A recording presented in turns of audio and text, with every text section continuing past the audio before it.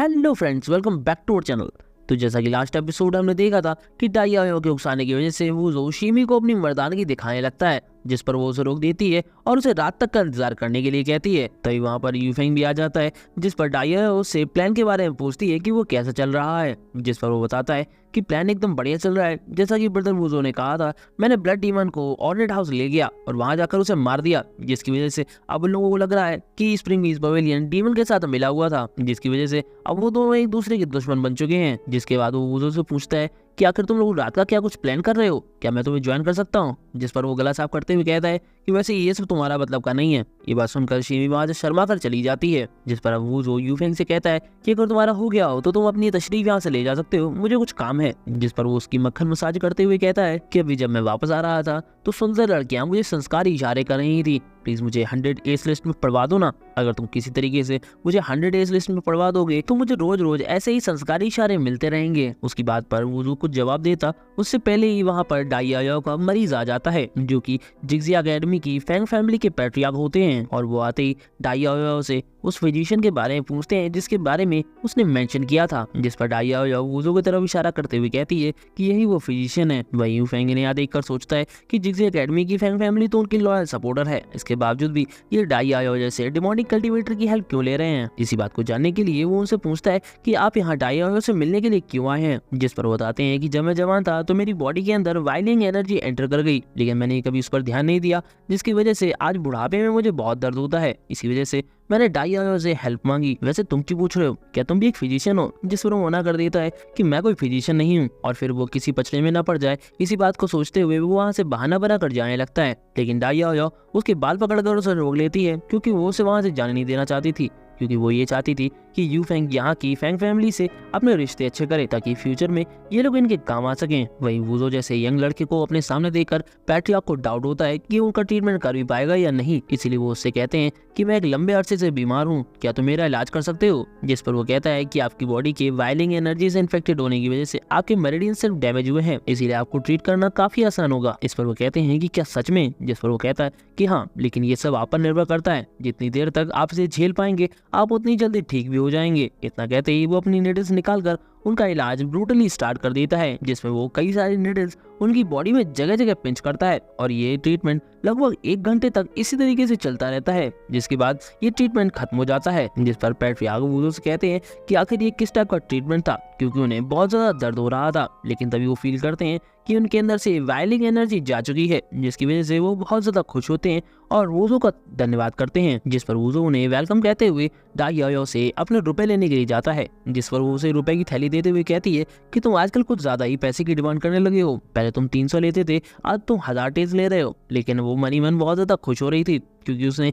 वुजो को इतना महंगा काम इतने सस्ते में करवा लिया था। लेकिन वुजो तो मनी मन इस बात से खुश हो रहा था कि उसने डाइयाओ को बेवकूफ बनाकर 1000 बक्स ले लिए, लेकिन हकीकत में तो उसी का पोपट कट रहा था। लेकिन एक दूसरे के सामने ये दोनों ऐसे प्रिटेंड करते हैं कि जैसे एक दूसरे से कितने लॉयल हो। अब वुजो रुपए लेने के बाद डाइयाओ से कहता है कि मुझे कुंगमो के बारे में अपडेट देना मत भूलना। जिस पर वो कहती है कि तुम उसकी फिक्र मत करो, और फिर पैट्रियार्क के पास जाकर पूछती है कि लॉर्ड फैंग, क्या आपने रिसेंटली जिग्जी एकेडमी की कुंगमो के बारे में कुछ सुना है। जिस पर वो कहते हैं कि कहीं तुम जीजू की नई डिसेबल कुंगमो के बारे में तो नहीं पूछ रहे हो। मैंने उसके बारे में काफी कुछ सुना था। मैंने सुना था कि वो क्विक सक्सेस को लेकर काफी ज्यादा उतावली थी और वो जल्द से जल्द एक ब्रेक थ्रू भी करना चाहती थी, लेकिन माइंड इम्बैलेंस होने की वजह से उसकी बॉडी जख्मी हो गई और वो इस टाइम ब्लैक क्लैश से सफर कर रही है। कुंगमो के बारे में जानकर वो तो काफी ज्यादा घबरा जाता है और वो पैट्रियार्क से रिक्वेस्ट करता है कि उसकी कंडीशन के बारे में वो उसे साफ साफ बताए। जिस पर वो उसे बताते हैं कि जैसा कि मैंने अभी तक सुना है उसकी कंडीशन बिल्कुल भी ठीक नहीं है, यहाँ तक कि लॉर्ड जीजू भी उसे ट्रीट नहीं कर पा रहे हैं,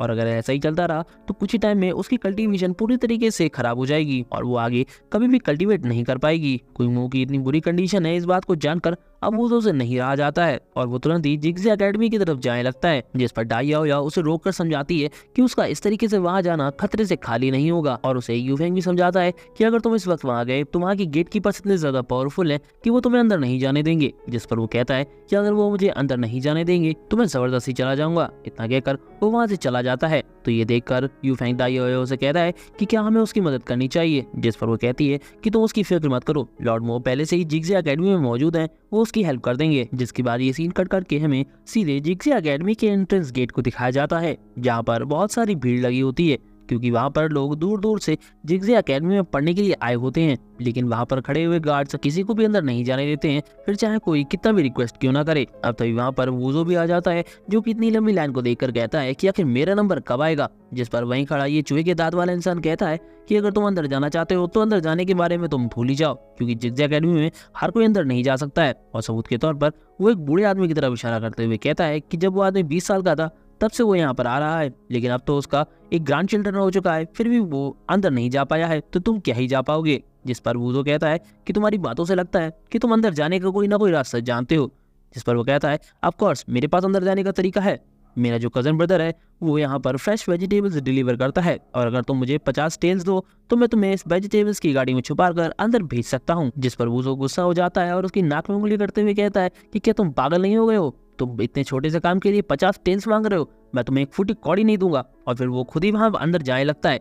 जिस पर चूहे के दांत वाला इंसान पीछे से कहता है कि दा मैं तो अंदर जाके दिखाओ। जिस पर वो उसकी चैलेंज को एक्सेप्ट करते हुए लाइन से हटकर सीधे जिगजे एकेडमी की तरफ जाने लगता है। जिस पर एक आदमी दूसरे से कहता है कि कहीं ये आदमी पागल तो नहीं हो गया है जो लाइन से हटकर सीधे अंदर की तरफ जा रहा है। जिस पर दूसरा कहता है कि मुझे भी ऐसा ही लगता है। अब जैसे ही वो गेट के पास पहुंचता है तो वहाँ खड़े गार्ड्स उसको रोक देते हैं, और एक गार्ड उससे पूछता है कि आखिर तुम यहाँ क्या कर रहे हो। जिस पर वो कहता है कि मैं यहाँ कॉन्गनियन से मिलने के लिए आया हूँ, तो क्या तुम मुझे उनके पास ले जा सकते हो। अब जैसे ही कॉन्गनियन का नाम ये लोग सुनते हैं तो इन्हें लगता है कि शायद वूजो कॉन्गनियन का डिसाइपल है, इसीलिए वो लोग उसे ग्रीट करते हैं। जिस पर वूजो कहता है कि वो इतना क्वालिफाइड नहीं है कि वो मेरा मास्टर बन सके, और अगर मुझ पर बिलीव ना हो तो तुम लोग खुद जाकर जुआन सिटी में चेक कर सकते हो कि कैसे उसने सबके सामने मुझे अपना मास्टर एक्सेप्ट किया था। उसकी ये बात सुनकर वहाँ खड़े लोग और ये दोनों गार्ड्स बहुत ही ज्यादा हैरान हो जाते हैं, और उन्हें बिलीव नहीं होता है कि कॉन्गनियन जैसा इतना बड़ा स्कॉलर वूजो के सामने हार मान सकता है। लेकिन फिर उन्हें लगता है कि शायद हो सकता है कि ये उनसे भी बड़ा कोई स्कॉलर हो जिसका नाम उन्होंने अभी तक सुना ना हो। तभी वूजो उनसे कहता है कि क्या तुम लोग इसी तरीके से मुझे यहाँ गेट पर खड़ा रखोगे या फिर मुझे अंदर लेकर भी चलोगे। अगर तुम लोगों ने और ज्यादा डिले किया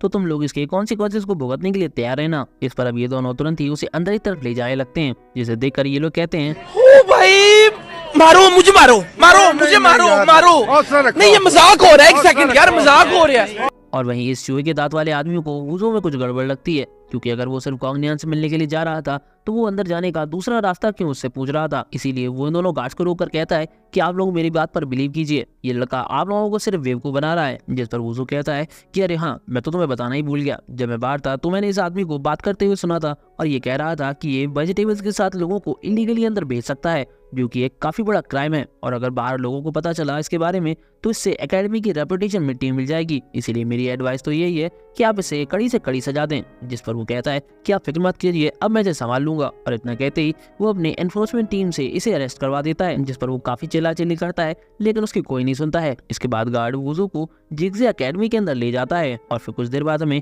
जिगजे एकेडमी के अंदर का सीन दिखाया जाता है, जहाँ पर गार्ड वूजो को अपने साथ लेकर आ चुका था। जहाँ वूजो उससे पूछता है कि मैंने सुना था कि लॉर्ड जीजुई एक नई फीमेल डिसेबल को लेकर आए हैं, तो क्या तुम जानती हो कि वो कहाँ है। तो वो गार्ड कहता है कि कहीं आप क्वीन क्विंगो के बारे में तो नहीं पूछ रहे हैं, वो इस समय बैम्बू गार्डन में है, बिल्कुल हमारे सामने। वैसे कुछ टाइम पहले उसके कल्टीवेशन में कुछ गड़बड़ होने की वजह से उसका कल्टीवेशन पूरी तरीके से खराब हो चुका है। इस पर वूजो को क्विंगो की और ज्यादा चिंता होने लगती है, इसीलिए वो उस गार्ड से कहता है कि जाओ जाकर कॉन्गनियन को बताओ कि उसका जुआन सिटी से एक पुराना दोस्त उसे मिलने के लिए आया है, और उससे कहना कि वो मुझसे बैम्बू गार्डन में आकर मिले। जिस पर वो गार्ड भी यस सर करते हुए वहां से चला जाता है। जिसके बाद अब वूजो बैम्बू गार्डन के सामने आ जाता है, जहां आकर वो सीधे क्विंगो को याद करता है और कहता है कि मैं वापस आ चुका हूँ। इसके साथ ही ये एपिसोड यहीं खत्म हो जाता है। वीडियो पसंद आई हो तो लाइक शेयर और कमेंट करना ना भूलें। Thanks for watching.